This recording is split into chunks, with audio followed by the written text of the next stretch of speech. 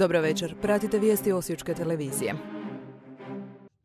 Jučerašnji predsjednički izbori donijeli su Hrvatskoj novog predsjednika Republike. Ivo Josipović uvjerljivo je pobijedio Milana Bandića u drugom krugu, osvojivši 60,26% glasova ispred Bandićevih 39,74%.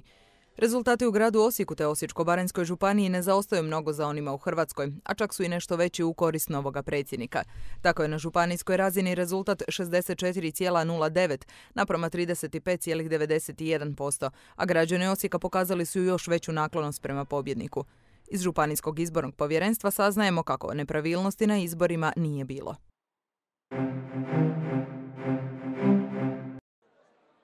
Rezultati praćenja ovisnosti u mladih na području Osječko-baranjske županije upozoravaju da se broj ovisnika povećava i da se društvo mora uključiti u rješavanje toga pitanja, napominje voditeljica Centra za prevenciju i liječenje bolesti ovisnosti Marija Kribl.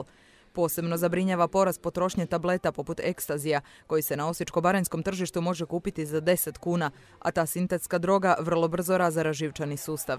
Upozorila je da među konzumentima droge ima i 12-godišnjaka. Društvo se mora odlučiti želi li se ozbiljno ili površno uhvatiti u koštac sa zlom koje se nadvilo nad hrvatsku mladost, poručuje Kribl. Policijski službenici prve policijske postaje Osijek provode kriminalističko istraživanje nad 19-godišnjakom iz Antunovca zbog sumnje da je 10. siječnja oko 4 sata i 30 minuta na nadvožnjaku Vinkovačke ulice u Osijeku počinio kazneno djelo silovanja 20-godišnjakinje iz Osijeka. Nakon zaprimljene dojave na mjestu događaja izvršen je očevid tijekom kojega su izuzeti materijalni tragovi koji će biti proslijeđeni na vještačenje. 19-godišnjaka se tereti i da je 24. prosinca na istome mjestu počinio kazneno djelo bludnih radnji nad 26-godišnjakinjom iz Osijeka. Nakon dovršenog istraživanja osumnjičeni će uz kaznenu prijavu biti doveden u istražni centar Županijskog suda u Osijeku.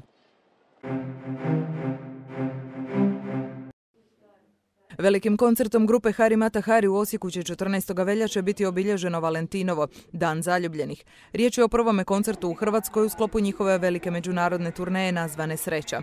Koncertom promoviraju istoimeni najnoviji album, ali i sudjeluju u humanitarnoj akciji Daj 5.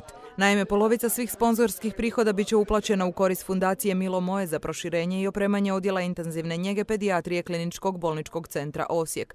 Organizator je koncertna agencija Golf, a koncert će biti održan na Valentinovo u nastavno-športskoj dvorani Gradski vrt.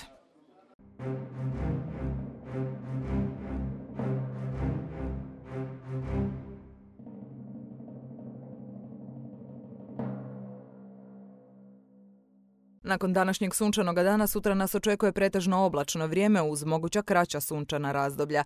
Vjetar će biti slab. Jutarnja temperatura zraka kretat će se oko -3, a najviša dnevno od 0 do 4 Celzijeva stupnja.